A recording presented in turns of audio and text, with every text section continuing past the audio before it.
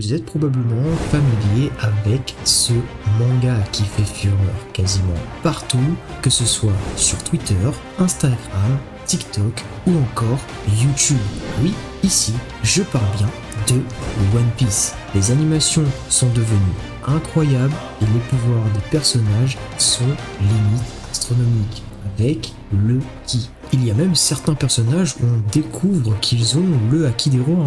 Mais la vraie question, c'est surtout, est-ce que vous connaissez réellement l'univers de One Piece? Si la réponse est non, ou si vous êtes un grand fan de cet univers, eh bien, cette vidéo est faite pour vous. Alors, préparez votre meilleur verre de saké, car nous allons embarquer pour un voyage épique vers les origines de One Piece. Allez, c'est parti!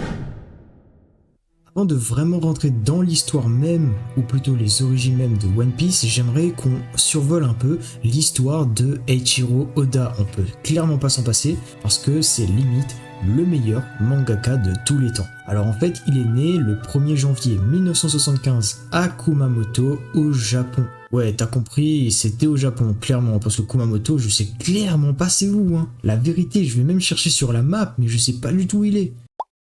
Enfin bref, il est principalement connu pour être le créateur et l'auteur du manga à succès One Piece. Dès son plus jeune âge, Oda rêvait de devenir mangaka et a été inspiré par des œuvres telles que Dragon Ball, Akira Toriyama. Bon, la vérité, je pense que surtout, en fait, il a été inspiré par d'autres choses, mais je ne sais pas lesquelles, à part Star Wars, je vois pas d'autres choses. En 1997, Oda a lancé One Piece dans le magazine Weekly Shonen Jump, et le manga est rapidement devenu un phénomène mondial. Son style unique, son ingéniosité dans la création de mondes fantastiques et ses personnages hauts en couleur ont captivé des millions de fans à travers le monde. Eiichiro Oda est réputé pour son dévouement sans faille à son travail. Il travaille d'arrache-pied et a pour habitude de dormir très peu, privilégiant son amour pour le manga et son désir de raconter une histoire épique. Maintenant que vous êtes au courant de son histoire, on peut aller sur l'histoire de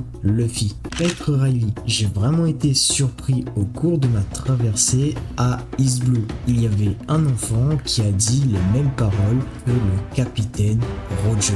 Ici, Shanks parla à Riley de cet enfant qui n'est autre que Luffy, étant né dans le village de Fushia à East Blue quand il avait 7 ans.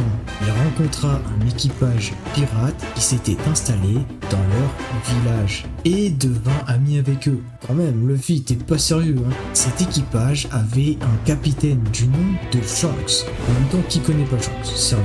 Celui-ci était très sympathique. Luffy, le prenant pour un idole, décida de devenir pirate lui aussi. Ce dernier se planta un couteau juste sous les yeux. Sous l'œil. Le gars, il s'est carrément coupé l'œil, quoi. Faut arrêter, non, mais c'est pas sérieux. Et tout ça juste pour prouver son courage et rejoindre l'équipage de Shanks. Malgré sa détermination, Shanks refusa de prendre Luffy dans son équipage car le garçon était trop jeune pour les rejoindre. Durant une scène de Shanks et de Igoma, bandit de montagne assez connu sur l'île, qui commença à insulter Shanks et son équipage. Luffy mangea sans faire exprès un coup du démon, le prenant pour un simple fruit. Ce fruit est connu sous le nom du Gomu Gomu no Mi, qui transforma Luffy en un homme élastique. Ou plutôt homme-enfant élastique. Pour ceux qui connaîtraient pas c'est quoi l'élasticité, en fait tu prends un caoutchouc et c'est exactement pareil, c'est tout pareil. Au début, Luffy était clairement pas content, vu qu'il ne pourrait plus jamais nager. Ce qui est une grande faiblesse pour une personne qui veut passer sa vie sur la mer. Mais cela n'a pas empêché Luffy de vouloir réaliser son rêve, devenir pirate. Bon, après tu vas me dire, il a été très con.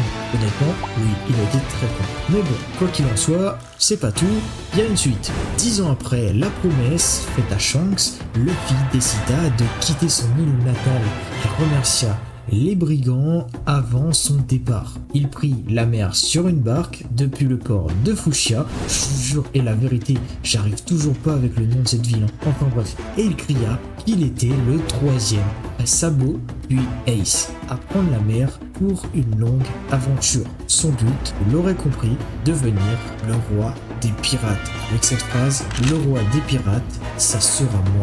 Et c'est exactement cette phrase qui a été prononcée par Luffy en face de Shanks. Au fil de son périple, Luffy fait la rencontre de personnes qui a marqué sa vie et deviendront sa véritable famille. Cette fraternité réunie à travers les mers est connue sous le nom de l'équipage des Mugiwara.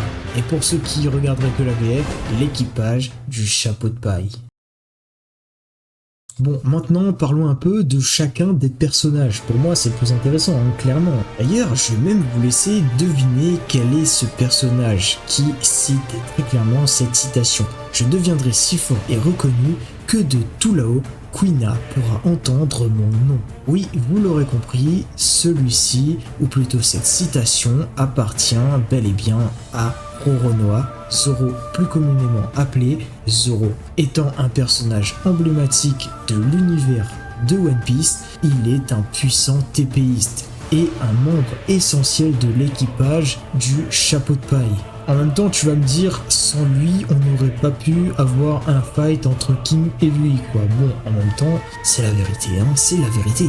Zoro est connu pour sa maîtrise incroyable du sabre et son ambition de devenir le meilleur bretteur du monde. Il est célèbre pour sa technique de combat à 3 épées qu'il manie avec une habileté sans pareille. Son rêve ultime est de devenir le meilleur épéiste du monde en surpassant même son idole, le légendaire pirate Mihawk. En gros, c'est lui quoi. Luffy, aide-moi. Surnommée la navigatrice dans l'univers de One Piece, et oui, vous l'aurez compris, cette phrase appartient à Nami, un personnage central de l'équipage des chapeaux de paille. Elle est connue pour sa maîtrise de la navigation et sa passion pour la carte et la météorologie. D'ailleurs, elle développe même des techniques en fait en rapport avec le temps, pour vous dire comment c'est cheaté. Nami a eu une enfance difficile étant une voleuse talentueuse pour survivre dans son village natal. Cependant, son objectif ultime est de cartographier le monde entier. Putain, j'espère qu'elle réussira. Oh là là. Elle possède un talent inné pour la cartographie et la navigation, ce qui en fait une ressource inestimable pour l'équipage de Luffy. Je suis le grand capitaine Usopp. J'ai 8000 hommes sous mon commandement. C'est moi qui fais la loi sur cette île. Je vous préviens, quittez ce village pendant qu'il est encore temps. Sinon, vous aurez affaire à moi et à mes hommes. Bon, en même temps, là, c'est pas un secret. Clairement, c'était Usopp. Franchement, cette phrase, elle est pas sérieuse. En plus, le pire, c'est que c'est marqué dans le texte, quoi. Bon, enfin bref. Usopp étant le sniper, ou plutôt surnommé le sniper, dans l'univers de One Piece, il est connu pour ses talents de tireur d'élite et ses capacités à manipuler et à créer des armes. En même temps, tu m'étonnes, t'es mal à la tête du bouc, quoi, et son nez on dirait Pinocchio. Usopp est originaire de la ville de Syrup, plutôt Syrup.